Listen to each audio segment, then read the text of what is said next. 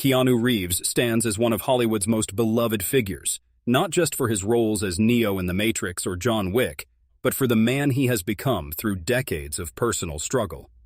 His story is one of resilience, kindness, and quiet dignity in the face of tremendous loss. At 61, he carries the weight of a life lived fully, with all its triumphs and heartbreaks.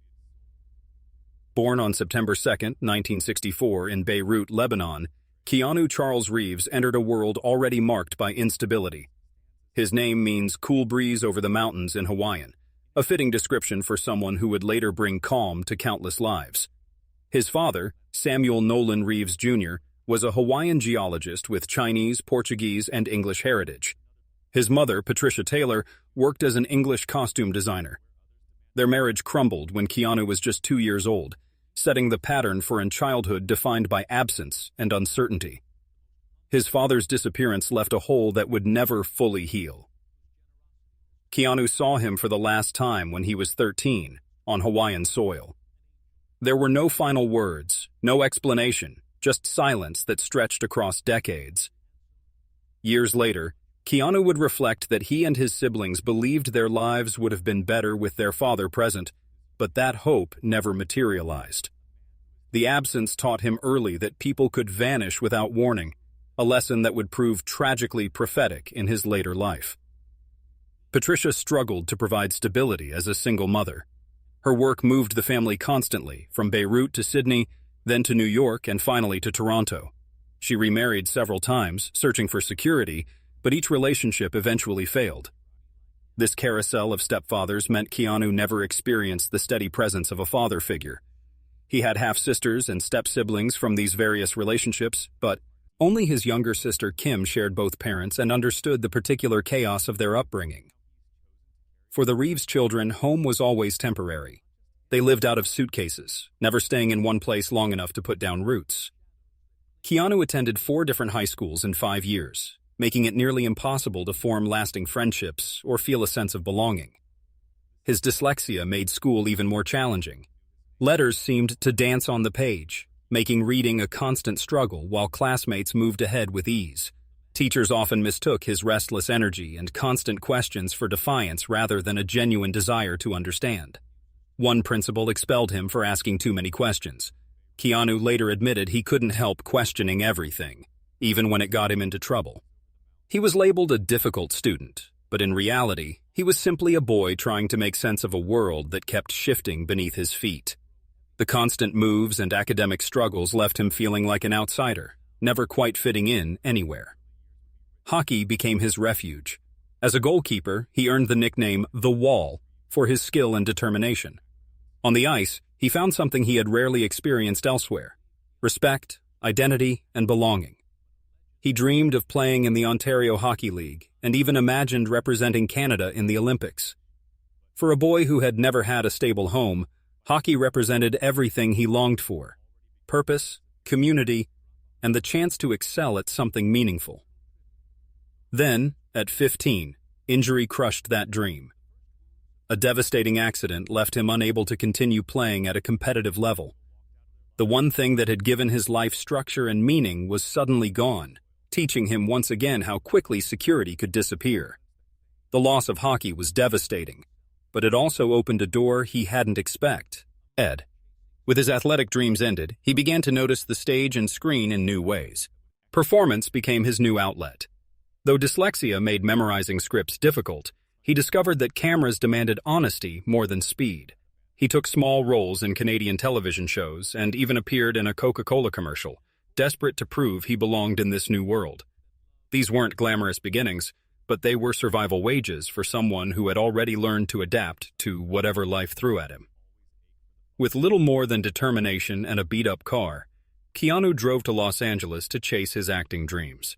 He rented cheap apartments, stretched every dollar, and knocked on countless doors that rarely opened. Casting directors couldn't figure out what type of actor he was supposed to be. Was he leading man material, or just another hopeful who would eventually give up? In a city that destroyed thousands of dreams, he had only his persistence to rely on. His breakthrough came with darker, more serious roles that revealed his natural depth. Films like River's Edge and Permanent Record showed audiences an actor who could convey genuine pain and complexity. Critics began to notice that his performances carried a weight that seemed to come from real experience. They were right. The grief he portrayed on screen reflected the losses he had already endured in his personal life. During this period, he formed a close friendship with River Phoenix, another young actor who understood the hunger for authenticity in art. River became like a brother to him, providing the sense of family connection that had been missing since childhood. Their bond gave Keanu a feeling of belonging in an industry that had mostly treated him with skepticism. Just as he was finding his footing as a serious actor, fate played another trick. Bill and Ted's Excellent Adventure made him famous worldwide, but as a goofy time-traveling character named Ted, while the film brought him recognition and financial security, it also trapped him in a stereotype. Hollywood decided he was better suited for comedy than drama, and that label stuck for years. He later admitted that while he had wanted something lighthearted after his earlier dark roles, the airhead reputation followed him much longer than expected. The 1990s brought a mix of success and frustration. Point Break showed he could handle action roles with both intensity and sincerity. Speed launched him into the top tier of Hollywood stars, with Sandra Bullock as his co-star. When the studio offered him a fortune to make a sequel, he surprised everyone by refusing. He wouldn't trade his artistic integrity for easy money, even though the decision cost him financially and professionally. Hollywood doesn't forgive actors who turn down surefire hits, and whispers began that he was difficult to work with.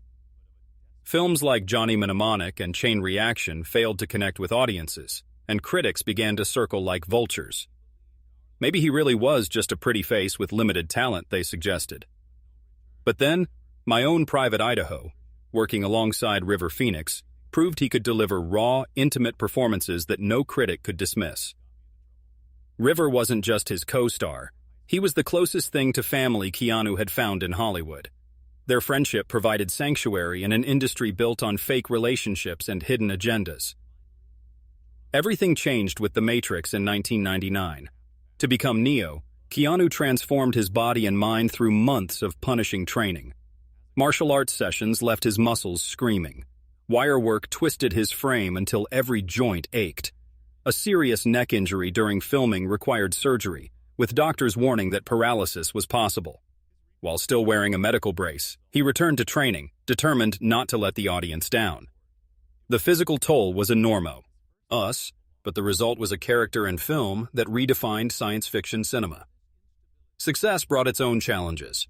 Critics who had dismissed him as wooden or limited now had to acknowledge his screen presence, but the old doubts never fully disappeared.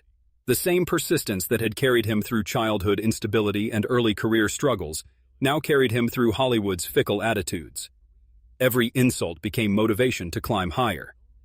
His romantic life remained largely private, but it was marked by the same pattern of loss that had defined his family relationships. His first serious relationship was with actress Jill Schoelen in the late 1980s. For 3 years, they seemed to have found something lasting, but their different personalities and rising careers eventually pulled them apart. The breakup taught him that even love couldn't guarantee permanence. After Jill, his name was linked to various actresses, but he rarely confirmed these relationships publicly. He seemed determined to protect his private life from the entertainment industry's tendency to turn everything into spectacle. 2 connections stood out as particularly significant. Sandra Bullock, his co-star in Speed, later admitted she had a crush on him during filming. Keanu confessed the feeling was mutual, but both chose to preserve their friendship rather than risk romance. Their decision created something rarer than a love affair, a friendship that has lasted over 30 years. Winona Ryder became another important figure in his life. They met on the set of Bram Stoker's Dracula in 1992, where their on-screen wedding was so convincing that Winona still jokes they might actually be married. What developed was a deep connection between 2 people who understood each other's need for privacy and authenticity. Their relationship was never clearly defined publicly, but it represented a love without conventional labels, tender enough to survive decades. Real love arrived in 1998 when he met actress Jennifer, saw him at a party for his band, Dogstar. Their connection was immediate and profound, offering him the first real possibility of the family he had always wanted. Jennifer represented more than romance. she was hope that he could finally heal the wounds left by his absent father and unstable childhood. They moved in together, creating a quiet sanctuary away from Hollywood's chaos, where simple moments felt like treasures. When Jennifer became pregnant in 1999, Keanu was overjoyed. The prospect of holding his own daughter, of providing the stable home he had never known, seemed like redemption for all the earlier losses. He prepared for fatherhood with a tenderness that surprised even close friends. This was his chance to break the cycle of abandonment that had marked his family history. The cruelty came on Christmas Eve 1999. Their daughter Ava was stillborn, leaving the nursery they had prepared in heartbreaking silence. The tiny clothes folded in drawers and empty crib became daily reminders of joy that was stolen before they could even hold it. Friends later described Keanu's response not as dramatic grief, but as haunted stillness, the quiet of someone whose hope had been torn away before it could fully form. The loss devastated their relationship. What had begun as healing love became another source of pain. They tried to support each other through the tragedy, but grief affected them differently. The future they had planned together now felt like a constant reminder of what they had lost. Their love story, which had seemed like Keanu's chance at redemption, was already being claimed by the same darkness that had followed him since childhood. Then came April 2001, and the phone call that would split his life into before and after. Jennifer Syme had been killed in a car accident. The woman who had represented his glimpse of family and future was gone instantly, leaving only the memory of what might have been. Those who witnessed Keanu's reaction described not screaming or collapse, but a stillness so complete it seemed to press against the walls of the room. For someone who had lived with absence all his life, this was the universe's cruelest confirmation that anyone he loved could vanish without warning. At Jennifer's funeral, Keanu carried her coffin on his shoulder, his head down, his expression unreadable but devastating in its restraint. Each step seemed to carry not just physical weight, but the unbearable truth that he was burying half of his heart. Photographers captured his silhouette, but they couldn't capture the way he lingered at her grave after others had left, as if standing there long enough might bring her back, or at least keep the world still so she wouldn't slip further away. His grief was bottomless but rarely broke the surface. It lived in his eyes, which carried a vacancy no performance could hide.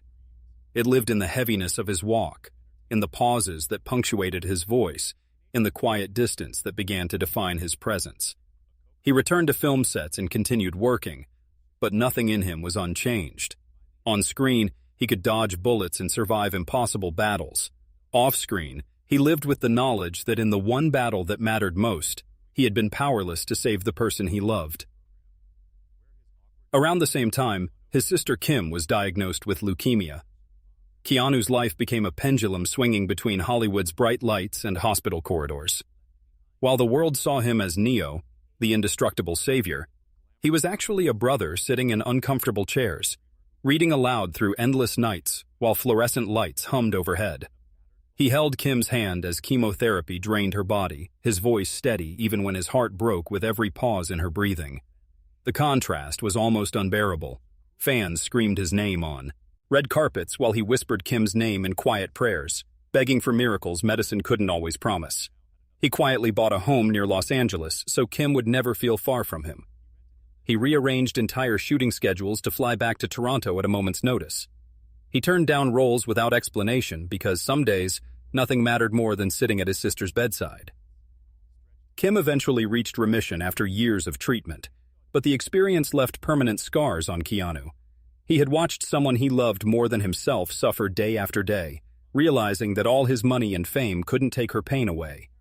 That helplessness carved itself into him, leaving marks no applause could erase. From this experience grew one of his most extraordinary but hidden legacies, a charitable foundation dedicated to children's hospitals and cancer research. He gave millions, but never attached his name, seeking no credit or recognition. Another devastating loss had come in October 1993, when River Phoenix died outside the Viper Room in Los Angeles. River was only 23, consumed by a fatal overdose that stole his future and Keanu's closest friendship. For Hollywood, it was the loss of a rising star. For Keanu, It was the theft of his chosen brother. They had been more than colleagues. They had found in each other reflections that made the chaos of their lives survivable. River was fire, dazzling, restless, untamed. Keanu was stone, steady, grounding, quietly protective. When news of River's death reached him, Keanu didn't erupt in visible grief. Instead, he folded into silence, later confessing he spent hours crying alone. The pain was too sacred to display publicly, so he buried it and carried it like a ghost that followed him from project to project. River's absence haunted every subsequent performance. When critics praised the depth of sorrow in his later roles, they were witnessing more than acting. They were seeing River's loss channeled through his work. The physical toll of his career became increasingly apparent as he aged. The Matrix had required months of martial arts training so intense it left him staggering from exhaustion. Wirework twisted his frame, and choreography bruised his skin until a spinal injury nearly ended everything. Doctors performed delicate neck surgery, warning that paralysis was possible. Most actors would have stepped back. Keanu returned to training while still wearing a medical brace, determined never to disappoint audiences. John Wick brought even more physical punishment. He refused to use stunt doubles, drilling live fire training until his fingertips blistered. He threw himself into judo and jiu-jitsu until his shoulders ached. He rehearsed gun choreography with such obsession that his knuckles swelled and stiffened. Nights were spent on racetracks, spinning cars at dangerous speeds, each impact rattling his already damaged body. By the fourth John Wick film, the accumulated damage was visible in his stride. Knees worn down by years of punishment, tendons stiff from repeated strain, every landing sending shocks through joints long past their prime. Fans marveled at his precision on screen, but doctors would have marveled that he could still walk normally at all. Through it all, Keanu never complained publicly. No headlines about his suffering, no self-pity, only quiet discipline and the silent agreement that his body would fail before his commitment to audiences ever would. The reminder that even legends can't outrun time came during filming of Good Fortune. What should have been a simple cold water scene resulted in a knee injury when he slipped and fell. The sound he later described as like a potato chip breaking wasn't life-threatening, but it was symbolic, the clearest sign yet that his body was showing the effects of decades of punishment. Now, at 61, Keanu has found a different kind of peace. His home in the Hollywood Hills serves as a sanctuary, its glass walls opening to horizons that let morning light spill across quiet patios. A koi pond glimmers in the courtyard, and a lap pool stretches toward the skyline. The architecture mirrors his values, modernist yet warm, minimalist yet alive with natural light. For someone whose net worth reaches hundreds of millions, the house is notably modest, designed not for showing off wealth but for healing a wounded soul. He shares this sanctuary with Alexandra Grant, the visual artist who became his partner. Their relationship began with collaboration on a book project and grew into friendship before becoming love. When they appeared together publicly in 2019, the world was surprised not because Keanu was in love, but because he had chosen to let that love be seen. Their days unfold in quiet rhythms, cooking together, hosting small gatherings, visiting art galleries, or reading side by side. She paints while he reads, and sometimes they sit in comfortable silence. His approach to work has also evolved. While he hasn't ruled out another John Wick film, he's honest about his physical limitations. "My heart wants to keep going, but I'm not sure my knees agree," he has admitted. He chooses projects based on what makes his heart beat faster rather than market calculations. His band Dogstar has reunited, performing in intimate venues where music provides joy separate from Hollywood pressures. What makes Keanu truly extraordinary isn't his fame or fortune, but how he has transformed personal suffering into compassion for others. Stories circulate regularly of him talking with homeless neighbors, helping stranded motorists, or giving up his subway seat, small acts that reveal his character. These gestures aren't staged for publicity. They're natural expressions of someone who has carried grief and chosen repeat, to transmute it into kindness. His philosophy can be summed up in his own words. Grief changes shape, but it never ends. Rather than hiding from this truth, he has allowed it to soften rather than harden him. Hollywood has known brighter, louder, wealthier stars, but few have carried sorrow with such dignity and turned it into a force that lifts others. Perhaps that's the truest definition of greatness, not how high someone climbs, but how gently they stand when the climb is over.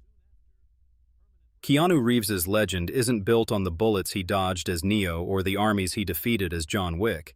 It's built on how he opens doors for strangers, laughs quietly with friends, and sits by a koi pond remembering that light always returns after darkness. He has given everything to his art, and finally given himself permission to heal. His story proves that resilience and kindness can shine brighter than fame itself, and that sometimes the most profound strength is found not in fighting back against life's cruelties, but in choosing gentleness despite them.